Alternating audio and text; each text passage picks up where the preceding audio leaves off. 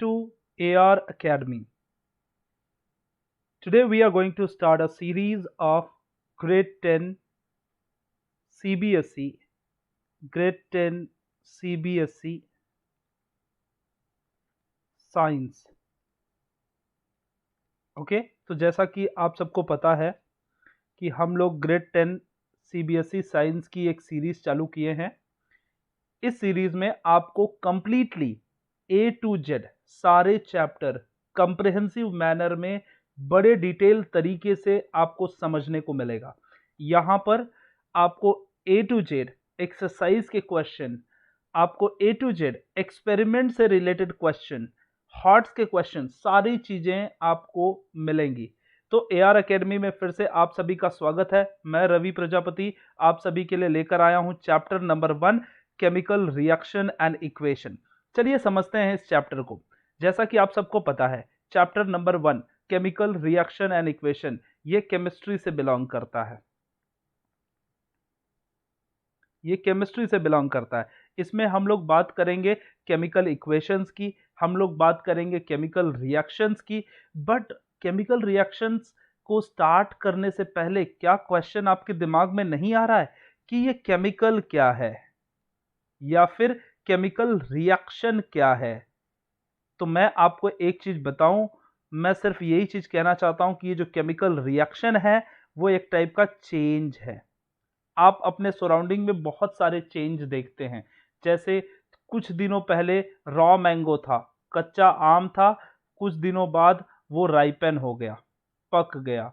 तो वो क्या हो गया? पक गया। जोक मारने से नहीं पका बेटा, उसके अंदर के केमिकल चेंज हो गए इसलिए पक गया। ठीक है, तो रॉ मैंगो से राइपन मैंगो बन जाना। या फिर आप लोगों ने डेली लाइफ में आपने देखा होगा कि कर्ड कर्ड बन जाता है। कर्ड कैसे बनता है? हम लोग मिल्क से बनाते हैं, मिल्क से बनाते हैं। ठीक है, मिल्क से कर्ड बनाते हैं। तो ये भी एक टाइप का चेंज है। तो ये भी एक टाइप का क्या हो गया? रिएक्शन हो गया। आप बहुत सारे ऐसे रिएक्शन देखते हैं कि जिनमें कंपोनेंट चेंज नहीं होता लेकिन उसके स्टेट चेंज हो जाते हैं। जैसे कि एग्जांपल सोचिए, आइस था मेरे पास आइस था, मैंने आपको आइस दे के रख के गया था, बोला था मेरे आइस का ख्याल रखना आप लोग। और और क्या करना? आइस को मेल्ट मत होने देना। आप लोगों ने उसको, थोड़ी देर बाद मैं जब आया तो मैं देखा मेरा आइस वाटर बन चुका था, मेल्ट हो चुका था। मैंने आपसे बोला मेरा आइस वापस दो, तो क्या आप दे पाओगे? ऑब्वियसली दे पाओगे। उसको फ्रीज कर दोगे तो वापस मिल जाएगा। लेकिन कुछ चीजें, कुछ ऐसे रिएक्शन होते हैं जो परमानेंट रिएक्शन होते हैं, कुछ ऐसे रिएक्शन होते हैं कि जो नॉन परमानेंट रिएक्शन होते हैं। पहले इन चीजों को समझ लेते हैं, फिर इस चैप्टर की शुरुआत करेंगे। आप सबको लग रहा होगा कि ये मैं कहाँ की बातें कर रहा हूँ, तो मैं बातें कर रहा हूँ ग्रेड 8, ग्रेड 9 और ग्रेड 7 की, जिसमें ये बेसिक चीजें थी, जिसमें ये बेसिक कॉन्सेप्ट थे। उन्हें मैं एक बार सिर्फ 2 मिनट के लिए बता दूं, फिर उसके बाद हम आगे चलेंगे और इस चैप्टर को बकायदा सीखेंगे। तो चलिए देखते हैं बच्चों।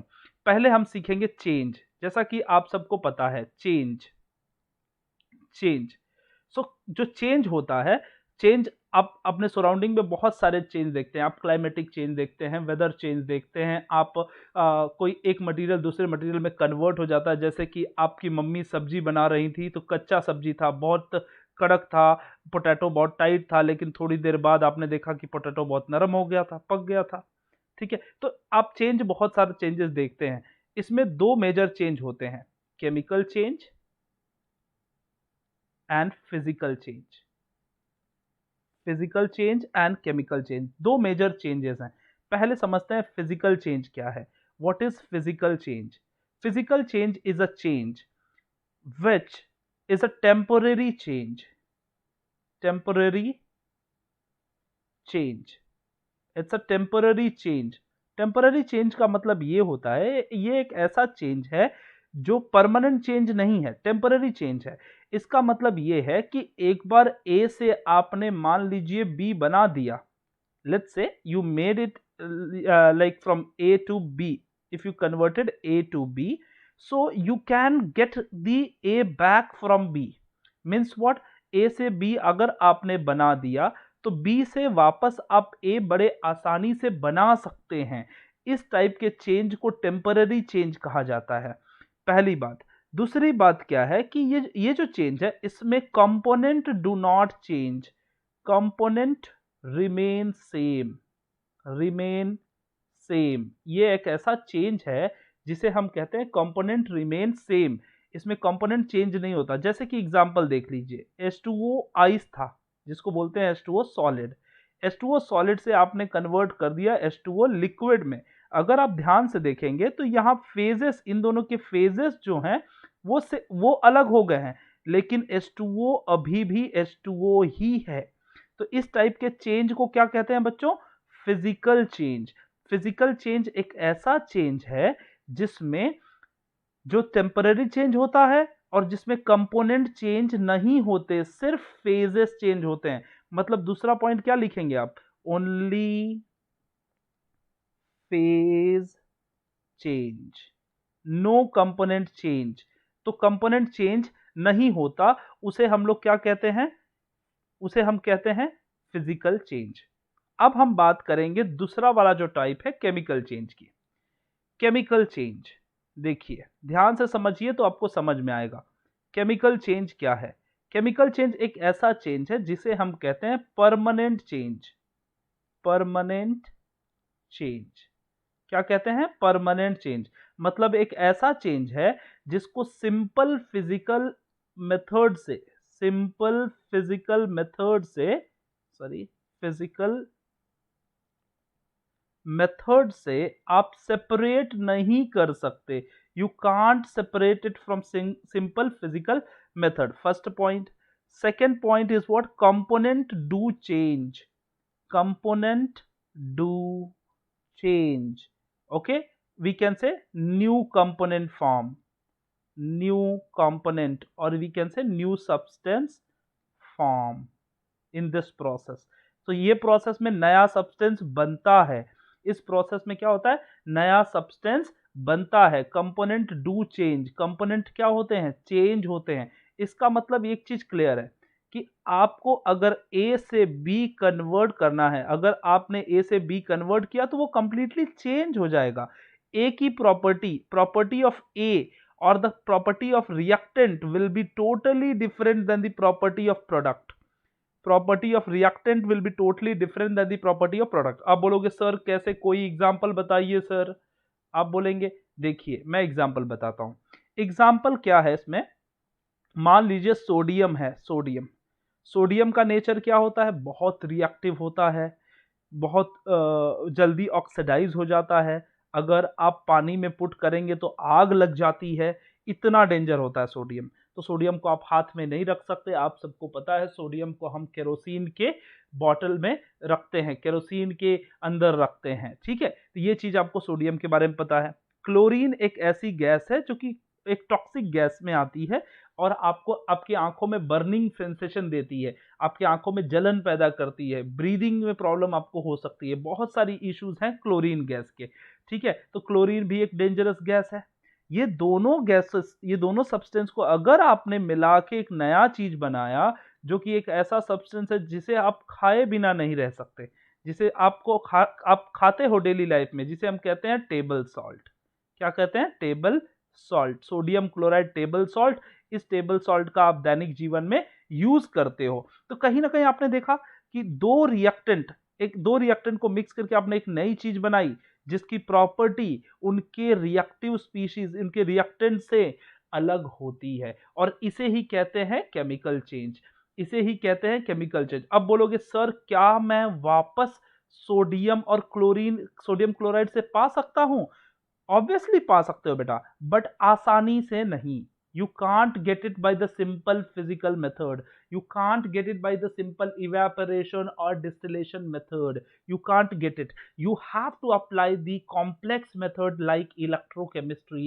You need to apply the concepts like electrolysis, like these all concepts, these all level you need to follow. Okay, तो आपको सोडियम क्लोराइड से सोडियम और क्लोरीन गैस मिल सकता है, ऑफ कोर्स मिल सकता है, लेकिन आपको बहुत कॉम्प्लेक्स तरीके से मेहनत करके निकालनी होगी। तो बच्चों हमने दो चीजें देखी। Let's summarise this. इसमें हमने दो चीजें देखी, chemical change and physical change. ठीक है, फिजिकल चेंज हमने देखा और केमिकल चेंज देखा। ठीक है, ये दोनों चीजें हमने अभी देखी। तो अब जो केमिकल चेंज होता है, जो केमिकल चेंज होता है जिसमें नया सब्सटेंस फॉर्म होता है, उन्हें ही कहा जाता है केमिकल रिएक्शन। क्या कहते हैं बच्चों? Chemical reaction. इसे ही कहते हैं केमिकल रिएक्शन। और इस चैप्टर में इसी केमिकल रिएक्शन की बात करेंगे। ये जो चैप्टर है, इस चैप्टर में इसी केमिकल रिएक्शन की हम बात करेंगे कि केमिकल रिएक्शन जब होता है, पहला पॉइंट ये होगा कि सर जब केमिकल रिएक्शन होगा तो क्या होगा? तो कहीं घंटी बजेगी, कहीं बारिश होगा, कहीं फूल पत्ती गिरेगी, ऐसा कुछ होगा क्या? ऐसा बिल्कुल नहीं होता है। केमिकल रिएक्शन जब होता है तो कुछ चीजें आप ऑब्जर्व करेंगे, जैसे evolution of gas. There will be the gas evolution. Change in colour, आपको कुछ चीजें देखने को मिलेंगी। चेंज इन कलर मतलब उसके कलर में चेंज हो जाएगा। Change in property, okay, change in properties. तो ऐसे कुछ चीजें आपको देखने को मिलेंगी कि अगर केमिकल रिएक्शन होता है तो क्या आपको देखने को मिलेगा। आपको देखने को मिलेगा कि गैस इवॉल्व हो रही है। आपको देखने को मिलेगा कि आपके रिएक्टेंट का कलर चेंज हो गया है। आपको देखने को मिलेगा कि उसकी प्रॉपर्टी में चेंज हो गया है। जैसे कि एक एग्जांपल मैं बता दूं, तो आपने मान लीजिए कि आपके पास एक आयरन की नेल थी। नेल पता है ना बच्चों? नेल पता होगा आप सबको, पता है कि नहीं पता है? सोचिए सोचिए, नेल, नेल, कील बोलते हैं जिसको, कील। सो आयरन की जो नेल होती है, वो नेल थी आपके पास। आपने क्या किया, इस नेल को ऐसे बाहर पानी की इधर मॉइस्चर की जगह पे छोड़ दिया।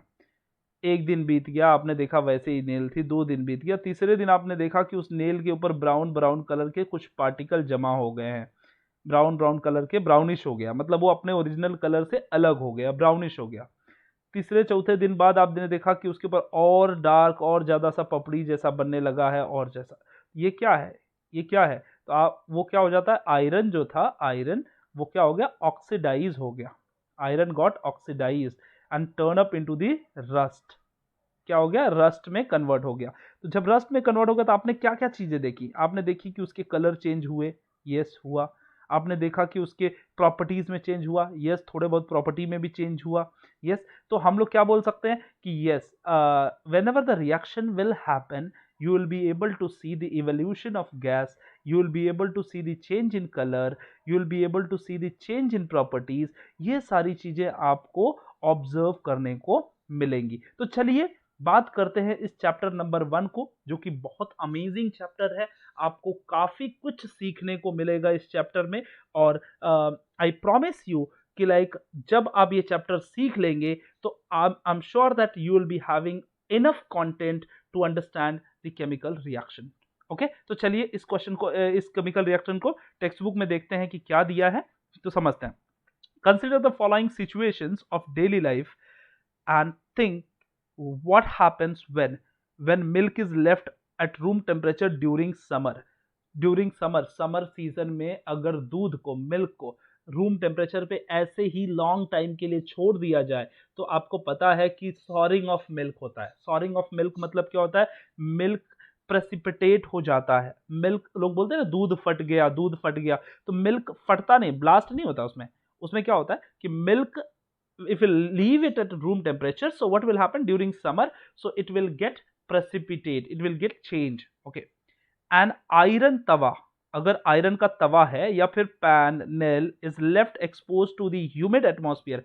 जैसा कि मैंने बताया कि ह्यूमिड एटमॉस्फेयर में अगर आप छोड़ेंगे तो आपको क्या मिलेगा, उसके ऊपर ब्राउनिश कलर के रस्ट जमा होते हुए आपको दिख जाएंगे। ठीक है, ग्रेप्स गेट फर्मेंटेड। आप लोगों ने सुना होगा कि ग्रेप्स का यूज करके वाइन बनाई जाती है। तो ग्रेप्स गेट फर्मेंटेड, ग्रेप्स को अगर हमने फर्मेंट किया तो क्या होगा? Food is cooked. और जब हम फूड को कुक करते हैं तब कैसा होता है, और पहले कच्चा फूड कैसा रहता है और पका हुआ फूड कैसा होता है, सारी प्रॉपर्टी आप देखेंगे तो उनकी इनिशियल प्रॉपर्टी उनके फाइनल प्रॉपर्टी से टोटली अलग होती है, टोटली अलग होती है। तो इन सारे में आपने क्या ऑब्जर्व किया? आपने इन सारी सिचुएशन में क्या ऑब्जर्व किया? आपने ऑब्जर्व किया कि इन ऑल अबव सिचुएशन, इन सारे के सारे सिचुएशन में आपने क्या ऑब्जर्व किया? सोचिए। आपने ऑब्जर्व किया कि the nature and the identity of the initial substance have somewhat change, जो इनिशियल सब्सटेंस था और ये जो फाइनल सब्सटेंस बन रहा था, तो इनिशियल सब्सटेंस की प्रॉपर्टी थोड़ी बहुत क्या हो गई है, चेंज हो गई है, ये आपको देखने को मिला। We have already learn about physical and chemical change. देखिए यहां पर ये आने वाला था, इसीलिए मैंने आपको फिजिकल और केमिकल चेंज सिखाया कि फिजिकल चेंज क्या होता है, केमिकल चेंज क्या होता है। हमने पढ़ा है बच्चों, हमने 8th में पढ़ा है, हमने 7th में पढ़ा है, ये चीजें पढ़ी हैं, लेकिन किसी बच्चे को याद नहीं होगा, इसीलिए मैंने ये चीज को पहले पढ़ाई। ओके, तो matter in which our previous classes, so whenever a chemical change occur, we can say that chemical reactions has taken place. You may perhaps be wondering as to what is actually meant by the chemical reaction. अब आप wonder नहीं कर रहे होंगे क्योंकि मैंने आपको बता दिया कि केमिकल रिएक्शन मतलब क्या होता है। तो केमिकल रिएक्शन क्या होता है, how do we come to know the chemical reaction has happen और नॉट। कैसे हमें पता चलेगा कि केमिकल रिएक्शन हुआ है कि नहीं हुआ है, कैसे पता चलेगा। तो मैंने बताया कि आपको कुछ चीजें देखने को मिलेंगी, जब रिएक्शन होगा तो कुछ चीजें देखने को मिलेंगी। देखने को क्या मिलेंगी, जैसे एक्टिविटी नंबर 1 में समझते हैं। एक्टिविटी नंबर 1.1 ये काफी इंपॉर्टेंट है, इसके ऊपर बोर्ड में कई बार क्वेश्चन पूछे गए हैं। देखिए एक्टिविटी में करना क्या है, मैं आपको पहले बता देता हूं। आप सबने मैग्नीशियम रिबन देखे होंगे, मैग्नीशियम रिबन देखे होंगे, ठीक है। मैं एक छोटा सा रिबन ऐसे ड्रॉ कर रहा हूं, मैग्नीशियम रिबन आप लोगों ने देखे होंगे। इस मैग्नीशियम रिबन को हमें क्या करना है, बर्न करना है। क्या करना है, बर्न करना है। अब मैग्नीशियम कैसे लिखते हैं बच्चा, हम लिखते हैं Mg, मैग्नीशियम, ठीक है। अब हमको बर्न करना है, और बर्न किसके प्रेजेंस में करना है, ऑक्सीजन के प्रेजेंस में। Burn in presence of oxygen. Oxygen के प्रेजेंस में क्या करना है हमको, इनको बर्न करना है, जलाना है, उस रिबन को जलाना है, ठीक है, जलाना है। तो बर्न करना है, और जैसे ही हम बर्न करेंगे तो हमें क्या मिलेगा, व्हाइट कलर की डिजलिंग फ्लेम मिलेगी। डिजलिंग फ्लेम मतलब ऐसे आप लोगों ने वेल्डिंग करते वक्त देखी होगी कि व्हाइट कलर की एकदम ब्राइट फ्लेम मिलती है, उसे बोलते हैं व्हाइट डिजलिंग फ्लेम। तो व्हाइट कलर की डिजलिंग फ्लेम मिलेगी, तो यहां पर हम बर्न करेंगे, और बर्न करने के बाद मुझे व्हाइट कलर का ऐश भी मिलेगा, व्हाइट पाउडर मिलेगा, जिसे कहते हैं मैग्नीशियम ऑक्साइड। क्या मिलेगा, मैग्नीशियम ऑक्साइड। तो मैग्नीशियम ऑक्साइड मुझे क्या मिलेगा, व्हाइट कलर का पाउडर मिलेगा, व्हाइट कलर का पाउडर, व्हाइट ऐश। तो मुझे मिलेगा व्हाइट कलर का ऐश मिलेगा, जिसे हम कहते हैं व्हाइट कलर का पाउडर। तो ये व्हाइट कलर का मुझे क्या मिलेगा बच्चों, पाउडर मिलेगा। और ये देखिए यहां पर अगर आप डायग्राम देखेंगे तो आपको समझ में आएगा, देखो व्हाइट कलर का पाउडर मिल रहा है, और ये जला किसको रहा है, मैग्नीशियम को। मैग्नीशियम को ऐसे अगर दो तरीके से जला सकते हैं, एक तो ऑक्सीजन के प्रेजेंस में बर्नर से, नहीं तो उसको लेके जाके थोड़ा सा ना चुपके से तारीफ करोगे ना, तो अपने आप जलने लगेगा दूसरा वाला मैग्नीशियम, बोलेगा मेरी तो तारीफ कर ही नहीं रहे, please do not take it into, I was just kidding. तो यहां पर क्या है, मैग्नीशियम को हम क्या करेंगे, बर्न करेंगे बच्चा, in presence of oxygen. Always keep in mind that, कभी भी याद रखिए कि कंबस्टन रिएक्शन, जब कभी भी आपको वर्ड कहीं सुनने को मिले कंबस्टन रिएक्शन, कंबस्टन रिएक्शन का मतलब होता है कि किसी भी मटेरियल को, कोई भी मटेरियल हो, उसको ऑक्सीजन के प्रेजेंस में जलाते हैं, बर्न करते हैं। देखो कहीं पे भी अगर आप ऑक्सीजन निकाल लोगे ना बेटा, अगर ऑक्सीजन आप निकाल लोगे तो कोई चीज को बर्न नहीं कर पाओगे।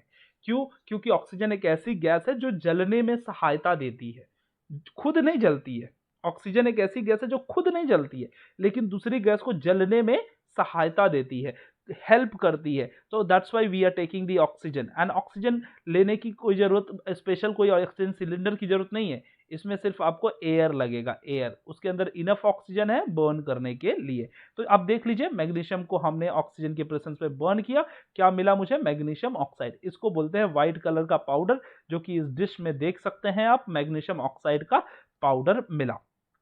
अब आपको दो चीज देखने को मिल रही है। पहला चीज ये देखने को मिल रहा है कि जब आपने देखा तो व्हाइट कलर का डेजलिंग फ्लेम मिला। दूसरा चीज आपको क्या ऑब्जर्व करने को मिल रहा है, ये व्हाइट कलर का पाउडर पहले से इसकी प्रॉपर्टी में चेंज आ चुका है। पहले इसकी प्रॉपर्टी सिल्वरी कलर था, अब इसकी प्रॉपर्टी अलग हो चुकी है, व्हाइट कलर का पाउडर हो चुका है। तो क्या यह केमिकल रिएक्शन है, so you can say of course it is a chemical reaction. ठीक है, तो इस एक्टिविटी को जरा पढ़ लेते हैं फटाफट। This activity needs the teacher's assistance, obviously you need not to perform at home, please आप अपने घर पे परफॉर्म ना करें, टीचर की हेल्प में करें। Okay, it would be better if the student wear eye protection. Why eye protection? The reason is what? White dazzling flame chances to may harm you anyways. ठीक है, so clean a magnesium ribbon about 2 centimeter long by rubbing it with the sandpapers. Question ये आता है कभी कभी कि magnesium ribbon को जलाने से पहले उसे क्लीन क्यों करना चाहिए? तो इसका रीजन है, मैग्नीशियम रिबन को जब जलाते हैं आप, उसको जलाने से पहले उसे क्लीन करना पड़ता है। इसका एक खास रीजन ये है कि मैग्नीशियम के ऊपर छोटे छोटे ऑक्साइड्स के लेयर बनने लगते हैं। जो ऑक्साइड के लेयर होते हैं वो काले कलर के लेयर हो जाते हैं, तो ग्रे कलर का जो मैग्नीशियम हमारा होता है वो ब्लैकिश टर्न अप होने लगता है ड्यू टू एयर। तो हम उसको रब करके निकालते हैं ताकि हम साफ मैग्नीशियम को बर्न करें। दूसरी चीज क्या है? Hold it with the pair of tong. Pair of tong मतलब ये देखो कैंची जैसे जो दिख रहा है ना, उसको हम लोग पेयर ऑफ टंग बोलते हैं केमिस्ट्री में, जिससे होल्ड करने के लिए, पकड़ बोलते हैं ना मराठी में, हिंदी में पकड़ बोलते हैं, उसको पकड़ के जलाते हैं कोई चीज को, तो आप समझ लीजिए होल्ड करने के लिए इस्तेमाल किया जाता है। ठीक है, burn it using the spirit lamp. Spirit lamp या फिर बर्नर का इस्तेमाल करके आप बर्न कीजिए।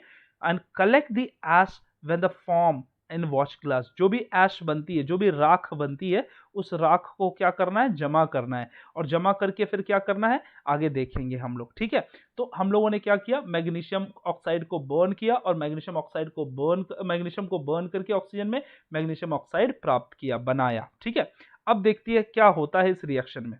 You must have observed that magnesium ribbon burns with a dazzling white flame। ये बात मैंने पहले बता दी, व्हाइट कलर के dazzling flame में बर्न हो रहा है। ठीक है, and changes into white powder. किस में कन्वर्ट हो गया? व्हाइट पाउडर में हो गया। पहले भाई तो स्ट्रिप था, अब तो बर्न होके क्या बन गया? व्हाइट पाउडर बन गया। This white powder is magnesium oxide. This white powder is magnesium oxide and it forms due to reaction between magnesium and oxygen present in air।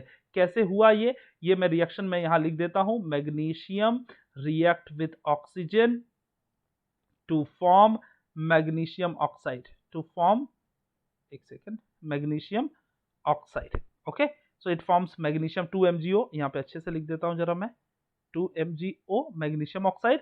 और एक और बात है, ये मैग्नीशियम ऑक्साइड को जब आप वाटर में ट्रीट करते हो, तो ये बन जाता है मैग्नीशियम हाइड्रोक्साइड। ये क्या बन जाता है? Magnesium hydroxide. और जब ये मैग्नीशियम हाइड्रोक्साइड बन जाता है, इसका दूसरा नाम भी है milk of magnesia. Milk of magnesia, ठीक है, मिल्क ऑफ मैग्नीशिया। और इसका इस्तेमाल किसके लिए करते हैं? एंटा एसिड के लिए। एंटा एसिड, जब आपके स्टमक में एसिडिटी हो जाती है तो उसमें हम लोग मिल्क ऑफ मैग्नीशिया का इस्तेमाल करते हैं ताकि आपके स्टमक में जो एसिडिटी है वो न्यूट्रलाइज हो सके। और ये जो एसिडिटी है, मतलब ये जो सब्सटेंस है, ये क्या होता है? ये एक टाइप का बेस होता है। क्या होता है? एक टाइप का बेस होता है, अल्कली बोलते हैं जिसको। तो एक टाइप का ये अल्कली होता है। ठीक है, तो आपने रिएक्शन समझ लिया, magnesium reacted with oxygen form magnesium oxide. और अगर उसको पानी में पुट करोगे तो क्या बनेगा? Magnesium hydroxide. और ये बेस होता है, बेसिक होता है, किसके लिए यूज होता है? एंटा एसिड के लिए। आप लोगों ने जेल्यूसिल का नाम सुना होगा, गैसोफास्ट का नाम सुना होगा। ये सारी मेडिसिन इन चीजों का मिला के बनाई जाती हैं। ठीक है, तो ये चीजें हमने देख ली कि कैसे रिएक्शन होता है। अब एक्टिविटी नंबर 1.2 और एक्टिविटी नंबर 1.3 देखते हैं। एक्टिविटी नंबर 1.2 में अगर आप ध्यान से देखेंगे तो आपको समझ में आएगा। Take a lead nitrate solution in a test tube, add potassium iodide solution to this, observe what will happen. तो इसमें हम लोग क्या करेंगे? एक टेस्ट ट्यूब लेंगे, टेस्ट ट्यूब, उसमें हम लोग क्या करेंगे? लेड नाइट्रेट का सोल्यूशन लेंगे, PbNO3 लेड नाइट्रेट का सोल्यूशन लेंगे एक टेस्ट ट्यूब में, और उसमें ऐड करेंगे Ki पोटेशियम आयोडाइड। हम लोग क्या करेंगे? ऐड करेंगे। एंड व्हाट विल ऑब्जर्व, तो हम लोग जब Ki ऐड करेंगे ना तो KNO3 फॉर्म होगा, पोटेशियम नाइट्रेट फॉर्म होगा। और जब पोटेशियम नाइट्रेट फॉर्म होगा तो आपका ये जो टेस्ट ट्यूब है उसको टच करोगे ना तो आपको वार्म फील होगा। कैसा फील होगा? वार्म, गरम गरम फील होगा। क्यों गरम गरम फील होता है? क्योंकि इसके अंदर से हीट इवॉल्व होती है। क्या होती है? हीट इवॉल्व होती है। तो ये चीज एक आपकी एक्टिविटी हो गई। दूसरी एक्टिविटी क्या है? 1.3 देखते हैं। Take a few zinc granules, कुछ जिंक के टुकड़े ले लो। देखिए अब यहाँ पे इमेज दिया है तो आपको समझ में आ जाएगा। कुछ जिंक के टुकड़े ले लो, देखो छोटे छोटे जिंक के ग्रेनुअल्स लिए हुए हैं, जिंक के टुकड़े ले लो। इन अ कॉनिकल फ्लास्क, आप सबको पता है ये ऐसे वाले फ्लास्क को कॉनिकल फ्लास्क बनते, कोन है ना, ये देखिए कोन जैसा दिख रहा है, इसीलिए इसको कॉनिकल फ्लास्क बोलते हैं। और a test tube, add dilute hydrochloric acid और sulphuric acid. Dilute hydrochloric acid या फिर क्या ऐड करना है, सल्फ्यूरिक एसिड टू दिस। इसके अंदर कोई ना कोई एसिड ऐड करना है। हमने ले लिया डाइल्यूट HCl, आप डाइल्यूट HCl ले लीजिए या फिर हाइड्रोक्लोरिक एसिड ले लीजिए। Caution, handle the acid very carefully because chemicals are very dangerous. Chemicals are good as well as chemicals are very dangerous. So we should handle them very carefully. Okay. So do you observe anything happening around the zinc granules? क्या आप observe करते हो कुछ हो रहा है zinc granule के आसपास? यस, मैं अगर ध्यान से देखोगे तो छोटे छोटे बबल्स आते हुए आपको दिखेंगे और उसमें से क्या होगा, गैस रिलीज होता है। इसमें से क्या होगा, गैस रिलीज होगा। कौन सी गैस होगी, हाइड्रोजन गैस। तो हम लोगों ने क्या पाया, हमने तीनों एक्टिविटी में क्या पाया, तीनों एक्टिविटी में एक चीज बड़े अच्छे से देखा कि हमने देखा कि चेंज इन कलर होगा, change in state, change in colour, evolution of gas और चेंज इन टेम्परेचर। टेम्परेचर कहां चेंज हुआ, यहां वाले में। गैस कहां निकला, यहां वाले में। कलर कहां चेंज हुआ, ऊपर देखे हमने एग्जांपल जो देखे उसमें कलर और स्टेट चेंज होते हुए देखा। तो अगर किसी भी चेंज के दौरान, किसी भी चेंज के दौरान अगर इन चारों प्रॉपर्टीज में कोई भी प्रॉपर्टी चेंज होती है तो आप क्या कहेंगे कि yes yes it's a chemical reaction. आप क्या कहेंगे, केमिकल रिएक्शन। तो आपको ये तीनों एक्टिविटी बड़े अच्छे से याद रखनी है। क्वेश्चन बार बार आता है कि what will happen when hydrochloric acid added with zinc granules, ये क्या होगा। तो आपको बार बार क्वेश्चन आएगा कि हाइड्रोजन गैस इवॉल्व होगा। अब कुछ कुछ लोगों को क्वेश्चन जब आगे पढ़ोगे तो आपको पता चलेगा कि हाइड्रोजन गैस तो इवॉल्व होता है, लेकिन कैसे पता चलेगा, how will come to know that hydrogen gas is only there, no other gas is evolving, or how will conclude that hydrogen gas is evolving. So you will be getting a pop sound if you will bring a lightened this thing splint, if you'll burning splint, if you'll bring the burning splint or mastic, burning mastic near to the mouth of the this particular gas, you will be getting the pop sound. The pop sound you will be getting, so it is containing hydrogen gas. Okay, so that is a confirmatory for the hydrogen gas. So बच्चों आज के video में हम लोग इतना ही करेंगे। आने वाले वीडियो में हम लोग केमिकल इक्वेशंस को अच्छे से समझेंगे कि केमिकल इक्वेशन क्या है, इन इक्वेशंस को लिखते कैसे हैं, इक्वेशंस को बैलेंस कैसे करते हैं और इन इक्वेशंस को रिप्रेजेंट कैसे किया जाता है सिंबल फॉर्म में। तो ये सारी चीजें हम लोग सीखेंगे, काफी अच्छे और कॉम्प्रिहेंसिव तरीके से सीखेंगे बच्चों, आपको बहुत मजा आने वाला है बिल्कुल। तो अगर आप लोगों को ये वीडियो पसंद आया हो तो मेरे चैनल को सब्सक्राइब कर लीजिए और अपने बेल आइकन को भी दबा दीजिए ताकि आपको जब कभी भी मैं ऐसे वीडियो पुट करूं आपके सिलेबस से रिलेटेड, आपके कंटेंट से रिलेटेड, तो आपको उसका नोटिफिकेशन आसानी से मिल सके। ठीक है, तो आज के वीडियो के लिए इतना ही बच्चों, कल फिर मुलाकात होगी एक नए वीडियो के साथ। तब तक के लिए goodbye, take care, have a wonderful day.